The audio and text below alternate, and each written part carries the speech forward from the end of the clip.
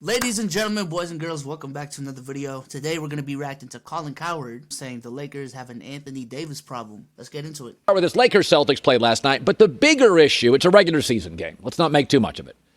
The bigger issue, though, these are the two biggest brands in the NBA, and they're both kind of in trouble. I'm going to address the Lakers for the first 5 minutes, and then I'm going to address the Celtics after that in a different topic. So let's start with the Lakers. These are big brands. Historically, Celtics, Lakers, biggest two. This is the Yankees, Dodgers, Red Sox, whatever, Cubs, Cardinals, of baseball. It's the Notre Dame and Alabama, Ohio State of football. And the Lakers have a little bit of a problem. And Charles Barkley, as LeBron turns 37 in a couple of weeks, knows the problem. It's AD. In baseball, it's different. If you're a pitcher and you have great stuff, you're an ace. Regardless of your personality, you are an ace. You take the ball, you control the pace of the game, you control virtually everything. I'm sorry. My friends wanted me to get into Colin Cowherd for so long. I've never watched them. They told me watch out for his analogies. His analogy game is crazy. I ain't gonna lie. Colin Cowherd's analogy game is stupid. They told me, Sage, when you watch Colin Cowherd, you think your analogies be on timing? No, he got it, bro. He just does not stop. So it's just making me laugh. I'm sorry. But it's different in basketball. Teammates, passing, play both ends of the floor. So many things that matter. In basketball, a general manager told me this years ago. It's not about getting a franchise player. It's about getting the right one. Talent alone doesn't make you a one.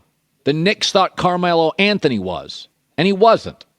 He wasn't going to commit physically on the defensive end. He wasn't a grinder, and that's Anthony Davis. He's not physically dependable. He doesn't elevate others. Was Melo not a one? Let me just go back a little bit. Was Melo not a one? I think he was a one. I mean, not the best one, but I'd rather have him as a one than a two in his prime. I ain't gonna lie. Yeah, I'm definitely starting to pioneer day by day as I learn more about how the community feels about players. Starting to pioneer the Melo's actually underrated thing, but that's a way different story for a way different day. Oh, God. Yeah, I know. Sage, I know. not Melo. I don't know. Y'all be wilding. Michael Red better. I'm talking. Yeah. This is I'm talking about. This is I'm talking about, man. Peak for peak, bar for bar. Man, they do peak Jerry Stackhouse. like it doesn't stop, man. I'm like, I think we know what okay, whatever. But that's a different subject for a different day. I ain't be talking about Anthony Davis. What the fuck? And right now in the NBA, we have three great players, Kawhi Leonard, James Harden, and Anthony Davis. And they are ones in talent, but twos. You cannot depend on Kawhi. He doesn't elevate others. He's not physically available. Physically available, I agree with. Elevating others, disagree. He literally won a championship. What the f? Yeah, I hate this, and yes, the word is hate. I hate this agenda that you have to be an elite level playmaker to elevate others. Like, I'm not an NBA athlete, but I feel like some of y'all have never even just played backyard basketball. Colin Cowherd hasn't even gotten to that point, Sage. He's still of the belief if your assist per game isn't high, you don't make your teammates better. He's still on that level. Yeah, that's not true, bro. I've dead ass, and I'm man enough to admit sometimes I was the fourth option of a 5-man team. But I'll see my man getting buckets. I'm like, all right, hold on. He's locking his man up. He's getting bucket. Let me tighten the fuck up. Like, I feel like some of y'all just ain't ever picked up a basketball. I'm not saying I was D1. I'm not saying I was out there dropping 30 in college. I'm a G leaguer potentially. But like, there's certain basics. I ain't gonna lie. Yeah, it's basic as Anthony Davis is not a grinder. Your best player, Tim Duncan, Michael Jordan, Kobe Bryant, Kevin Durant, Steph Curry, Magic Johnson have to be your hardest workers, your most focused basketball players. They have to be willful and driven and elevate others. Anthony Davis is just talented. Harden's just talented. Kawhi's just talented. You got to have some dog and some alpha. You got to want to be the first into the weight room and the last out. And this is the Lakers' issue. Because they thought they were getting a one. For years and years, we always blame the Pelicans. It's the Pelicans.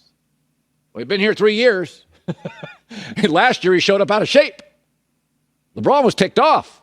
Frank Vogel. Go ahead and blame Frank Vogel. Frank Vogel has a history of elevating bigs. Anthony Davis should be a top 3 big. He wants to shoot jumpers. And he's shooting like 19% this year. Glad he said it. I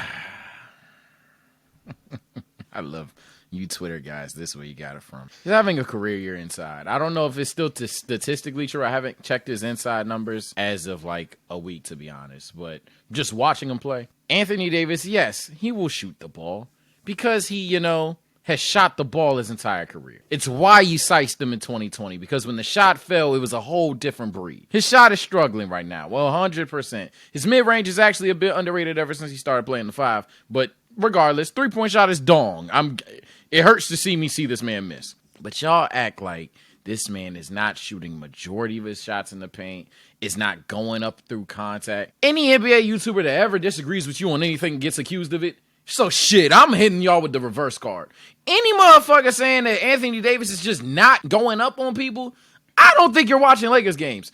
And if there's one team on this motherfucking planet that I watch, it's Laker games.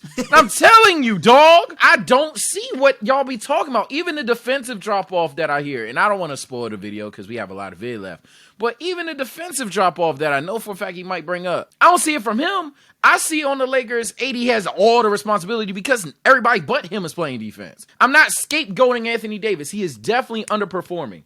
2020 AD poops on this nigga right now. No cap. They making it seem like he's just horrible this year. That's what I don't get. And Sage, true. you don't see it on your screen, but let me pull up these statistics. And I don't want to be the guy that he's stat guy, bro. Like, watch the games. But can someone please answer me this question? For a guy who's getting so much flack, his career averages is 24, 10, and 2, shooting 50% from the field. In 2020, which was, I believe most people would say is his best year. 26, 9, and 2.3 blocks on 61% true shooting percentage. This year, 24 points, 10 assists, 2 blocks, shooting 57% true shooting percentage. Efficiency is down, but to make it seem like his drop off is just astronomically crazy, that this is the narratives that are going on, bro. I promise you, he's not playing that bad.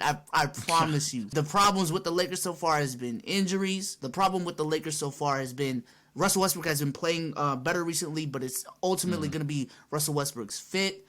And, if you want to throw in Anthony Davis in there with, his decline, sure. But to make it seem like he's just half this production, that's not the case at all, bro.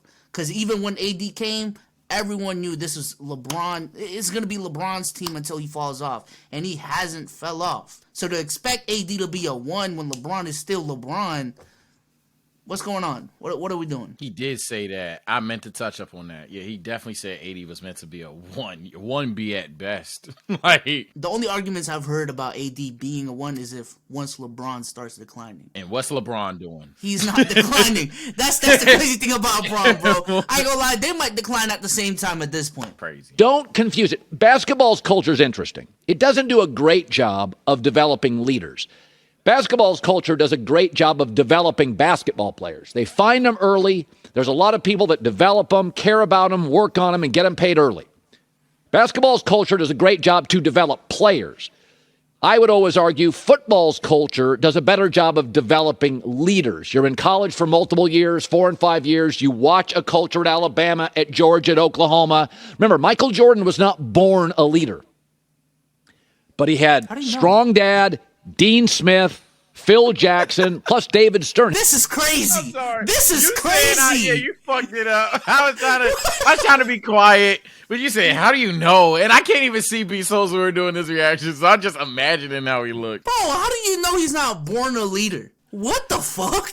Bezos, I know you don't watch football. I heavily watch football. I agree that basketball doesn't raise as many leaders as football. It's because football is chess on the human body, bro. Honestly, football, the floor of just being able to manage and win games, you don't have to be as good as these players in the NBA have to be to win in football. Because there's coaching matters just that much more. And honestly, it's a game of physicality. Being a solid, fast, hard-hitting, knowing which lanes to go. I said lanes. See, getting the sports fucked up already. Knowing which holes to attack on the offensive line. that will get you a lot more success off rip. You don't have to be fucking prime Patrick Willis, prime Ray Lewis to be good at football sometimes. I don't want to drag it because it's not a football audience, but it's a reason for that. Let's just leave it at that. But also this idea that you need to be top dog to be a leader. You don't have to. There's different ways of leading. I also agree with that. Yeah, there's the type of leaders that, take a step back so others can take a step forward. Now, how Jordan played his career, I don't think he was, that type of leader. But to say that he's just not a leader because he was, second option to James Worthy in college? No, he can still be a leader and be the second best player, third best player on his team. That's completely possible. If the Thunder had won a chip, that would nullify his whole argument. A lot of people forget about the Thunder in the sense of not the core, but that their two best windows to really go out there and win it, they didn't have Russ, and then a couple seasons later, they didn't have KD, or vice versa. If the Thunder had won a chip, whole conversation's out the window, because Russ was definitely that alpha, and Kevin was definitely the better player. His relationship with David Stern was very close. Then he had a great agent. So Michael had some innate alpha, but he saw what great leadership was because he went to college for multiple years and had a relationship with Phil for multiple years. Michael was a much better leader at the second part of his career than he was initially. He wasn't a great leader when he got to the NBA. Michael was a great player, but he was selfish and hard to get along with. And then he got Phil Jackson, who tapped into Michael's innate ability to lead. And it was magic, the best basketball player and team we've ever seen. But the Lakers have an issue. They thought they were getting a 1, and what they're getting is a 2. And now LeBron's 37 years old. So the Lakers have to find their next Kobe. Kobe's a 1. They got to find their next Magic. Magic's a 1. Shaq was a 1. Shaq was rough on. Shaq would get in arguments with Kobe. And that's why the Lakers were so unique. Shaq and Kobe were both 1s. I covered Scottie Pippen. Scotty's a 2. Kevin McHale's a 2. It's not just physicality. It's not just your talent. And so, Shaq, everybody wants to fire Vogel now. Vogel loves bigs. He's got a big. Giannis loves being a big. Andre Drummond, Joel Embiid, they love being bigs. They love using their body. Anthony Davis, they make fun of his dad bod. He don't want to work out. They want to put the time in the weight room. Okay. Too many things I'm trying to compile. One, people still don't like Michael Jordan. Players still don't like Michael Jordan. Still don't think he could listen to. So that's one. Yeah, have you seen Scotty going on the fucking rampage recently? Yeah. So that respectfully is a horrible point. But I saw what you meant. 2, Andre Drummond. Why was his name brought up? Don't know. Don't care. Kawhi, Harden, and AD. We always said this about Kawhi. He's the best get a basket and get a stop guy in the league. So you think he's a 1. And he was great when he joined the strong Spurs culture and the strong Raptors culture. Then he went to LA and they said, we're going to build around him. No. That's not what he does. No. When he joined 2 excellent cultures, he's unbelievable. Get a basket, get a stop. But you got to talk and be verbal. And you got to communicate. And you got to elevate others. And you got to be physically available. Kawhi and AD aren't. Should be 1s, they're 2s. Now go find your next one. I'm so confused with he correlated injuries and being what what the fuck is going on? I don't even know what to say because I'm so confused with what he's trying to say. I think that simply implies, now hear me out here, Mr. Cowherd, hear me out. I think that implies that yes, the San Antonio culture and the Toronto cultures are indeed better than the Clippers, but I think that implies the Clippers had a little bit of flaws and dysfunction in their thing. Maybe they were too obsessed with the team across the hall. Maybe the team was put together in one off season. I know they were the 6C or AC, whatever the fuck, that took the Warriors 6 games, yada, yada, yada. They added Paul George and Kawhi on it. The team's different. I don't care which way you slice it. That is a different team. Maybe that's what happened rather than just I don't the way he's attacking Kawhi is weird. I can't even fucking say it right. It's a weird attack on a guy that's obviously a number 1. He's just not a vocal assist guy. I don't know. He's just making it seem like Kawhi's years in LA so far have been so trash. Like so trash. Both years he's been putting up really good numbers. 2020, look, he blew the 3-1 lead, cool, but again, to make it seem like they weren't a top seed in the West with high expectations. There's a reason why they get shit on. It's because of how high those expectations were. So much so that there was an argument, how strong the argument is, we can debate that all day, that they were a super team. There's a reason why that is. Second year, expectations are lowered because we saw that, they weren't really all that. But then we get into the playoffs and he's going bananas, going crazy, all-time great performances. The only reason it didn't proceed even more is because of injuries. That's been his 2 seasons. I don't know why he gets so much shit for it, but it is what it is. Alright, well, if you enjoyed, you probably didn't, these trash-ass takes. If you want to see more trash-ass takes, watch this video right here. Catch you on the next one, man. Peace out.